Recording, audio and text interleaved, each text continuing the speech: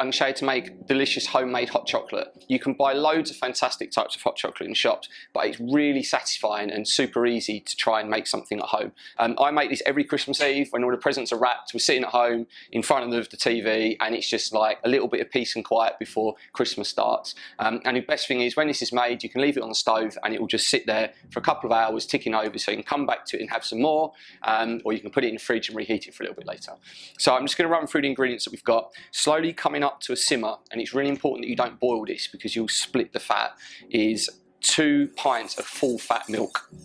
We've also got 100 grams of icing sugar. Again, that's really important because if you don't use icing sugar and use caster sugar, what will happen is it won't melt very quickly and you'll become a very grainy, overly sweet kind of hot chocolate. We've got some nutmeg. Now, nutmeg's optional, but I love a bit of nutmeg, and cinnamon. Okay, again, optional, but I like a little bit of winter spice. And then we've got 180 grams of a good quality cocoa powder. This is the real key to this. The better quality cocoa powder you can get, the more luxurious your hot chocolate will be. And then we've got 180 grams of a 70% or 80% dark chocolate. Now, this just happens to be vegan chocolate because it's high cocoa quantity, and this happens to be vegan cocoa powder. But you can use whatever you like. And if you don't have cocoa powder, you can just use a substitute hot chocolate as your base because it'll have all the same kind of properties when it starts to get thick. So as this starts to come up to a slow simmer, you just want to keep an eye on it and keep stirring it just to make sure it doesn't catch. Now, I'm using an induction stove here because we're cooking on a table, but if you're doing it on your gas hob, sometimes they're really powerful and it pays just to take your pan on and off to make sure that you don't split the milk when you start off. So as this is starting to come up to temperature, we're going to look at starting to add these ingredients. So first off, we're going to go in with your icing sugar. Now, this is all very powdery, so just go really careful when you add it. I was going to have a face full of it. So you want to put your icing sugar in like that, okay? And then you're going to go in with your cocoa powder. Okay, there you go.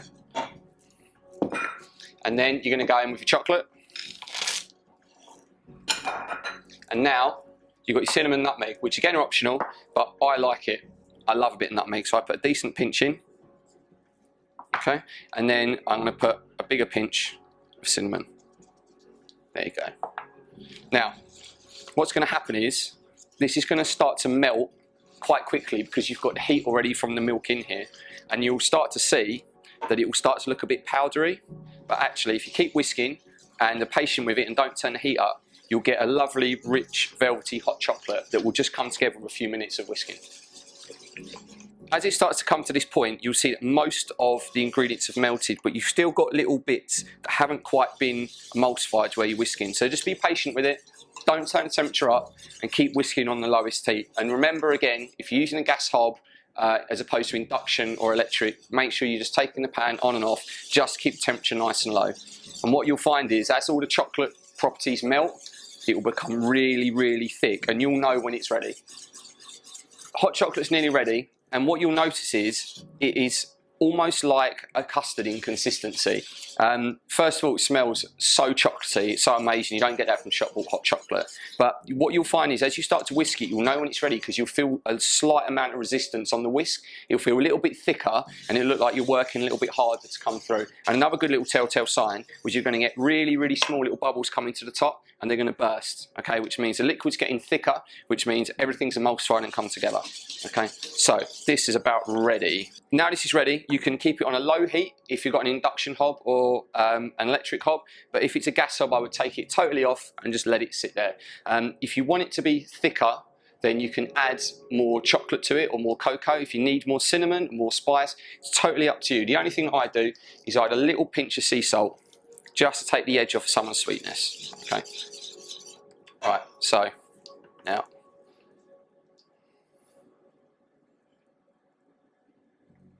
you can see how thick that is. It's coating the ladle. There you go. So what we're going to do with these, we're going to make a couple of these up.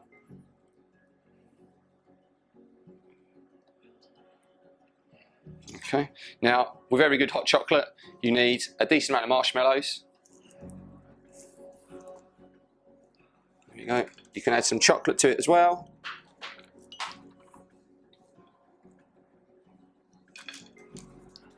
like that. And then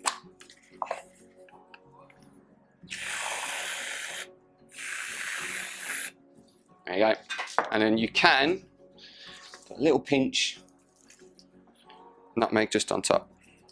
Okay, there you go. That's homemade hot chocolate.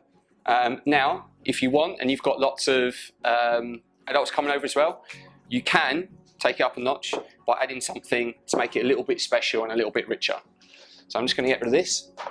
Now the kids have got theirs, what you can do is you can take 2 clementines, cut them in half, okay, and you just want to use the juice. Clementine.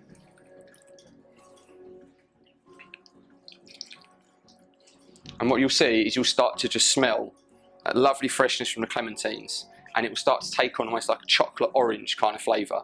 So you just want to give that a mix to incorporate all that. Okay? And then you've got my favourite, which is a bit of Johnny Walker Black Label. And again, this is however much you want to put in. It's Christmas, so we're going to put in a decent glug. And then give it one last stir. Look at that, it smells amazing. What we're going to do is we're going to serve some of these up. There you go. So there's 2 different ways you can do this, and it doesn't matter which way. If you want to add something different that I haven't put in, if you're a real lover of, say, salty caramel, put some salty caramel in. You can put limes, you can put anything you want in here, cherries, whatever takes your fancy, but this is a really good base for what we want to do. Okay, and there we go. They are your hot chocolates for Christmas. You've got your Johnny Walker and chocolate orange, and you've got your marshmallows with whipped cream. Merry Christmas from the Old Ken Bar.